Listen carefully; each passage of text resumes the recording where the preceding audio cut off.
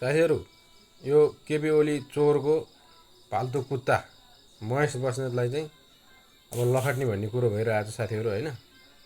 October 9 मा रे हेर्नुस् त एकचोटि भिडियो।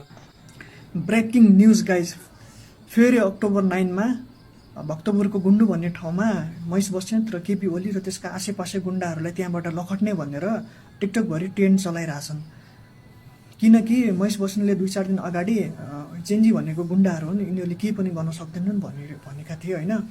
अब भ्रष्टाचारीहरूलाई र तिनीहरूलाई अब जेनजीको विरुद्धमा बोल्नेहरूलाई फेरि त्यहाँबाट लखट्ने भनेर ट्रेन्ड चलिरहेको छ। यो भिडियो चाहिँ सक्दो सेयर गर्नु। यो मिसनमा सबैजना सहभागी भएर सफल पार्नु पर्यो र यो केपी ओलीको झोले यसलाई चाहिँ खेलाउनै पर्छ साथी हो। यो जस्तो फटा कोही छैन, यो जस्तो केपी त्यस्तै छ। यो केपीकै गुणगान गाउने खालको हो। यो चोर, यो सबै देशद्रोही हो। यिनीहरूलाई लखट्नुपर्छ है साथीहरूले। एकजुट भएर अगाडि बढौँ र यो भिडियो सकेसम्म सबैले सेयर गरौँ, यही भन्नु हो साथी हो। ल, यस्ता भ्रष्टहरूलाई चाहिँ नेपालमा राख्नु हुँदैन है। जति सक्दो यिनीहरूलाई छिटो खेद्नुपर्छ साथी हो।